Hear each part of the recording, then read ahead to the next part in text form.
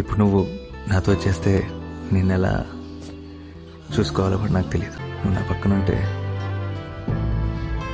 ఏదైనా manage చేసేయాలనిపిస్తుంది. Manage ఏంటి, ప్రపంచాన్ని గెలిచేస్తానే.